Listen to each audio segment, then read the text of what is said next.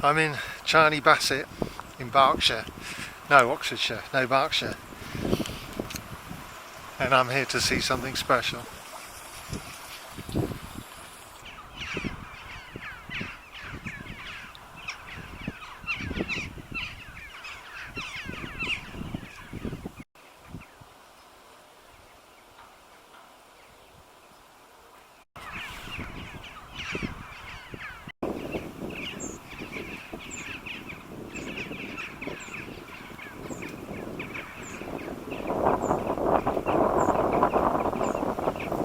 The land is getting heavy and lank. Plants are getting dried out, and the land is looking more brown than green. But the barley's ripening, which is a great sign for the farmer, for the country. Without bread, without farms, there is no food. We should always remember that. When I was a child, I was asked to pick wild oats from a cereal crop, and I always find them romantic. They always get in there, they climb up above the cereal crop and do their own thing. And it's a job for small boys to run through the field. And they tried paying us in cider, something that's actually banned by Act of Parliament. And these I remember them using weasel words to try and get around it.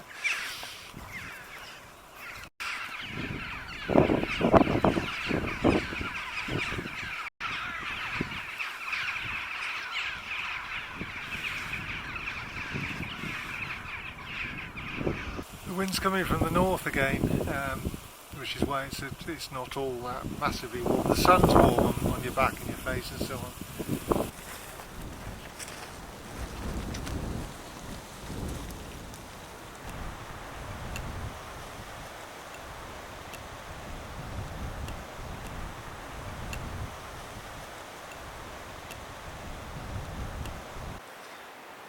This is Cherbury, Hillfort, except it's not on a hill.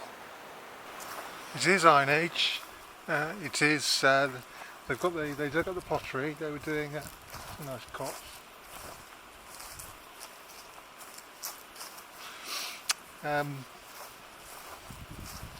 It has a little bit of Romano British in there as well, and it is of the type of a Iron Age Hillfort, except this land is as flat as a pancake.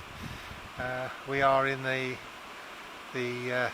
moorland, the marshland of northern Berkshire or western Oxfordshire, and this land is very, very wet, which is where you should be able to see running water. It's a good example of why this land is really, really wet. So all of these water channels are attempts to drain the land. Plus, some of them are natural, of course. And it's also why this place was given its name. Part of its name, the ending. Charney is the island of Cern, and we'll get on to that in a minute. Now the archaeologists did dig this place up in 1939, just before the outbreak of war, and the report mentions the war interrupting things, and they did what looks like, certainly at face value, a scientific. Hold on, nice butterfly, bear with me.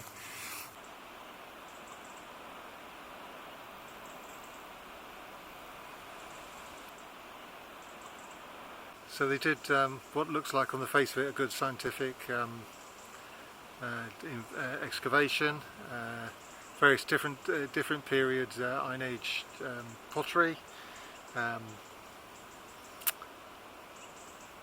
they did a good job. But then they went on to discuss the name of the place, Cherbury, and they cast doubt on the connection between Cherbury and Charney, which there's a couple of things that show that they weren't right to be that cautious. One, the early name of in the Saxon charter of Charney, it talks of Cerenburhg. An early name for Charney is Cerenia. In the Saxon charter of Charney, it talks of a place called Cerenburhg, which is obviously this place. The whole thing points very clearly to this being Cerenburhg. And then it goes on to cast doubt on whether or not this is Cerenburhg, the report does, but they'd be wrong about that too, because you can follow the boundary in Old English and it follows the current boundary of Charney. It just shows how conservative we in Britain are, where boundary changes have happened, and this place has been part of another parish and then become its own parish again, and it still maintains the anglo-Saxon boundaries.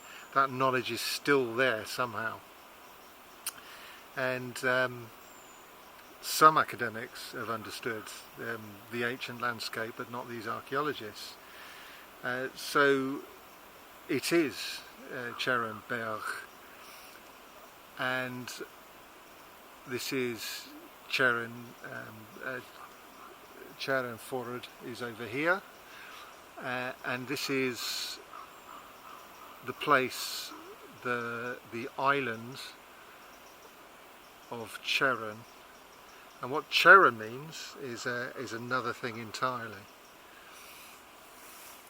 There'll be more on this interesting pre-English Welsh place name in part 2.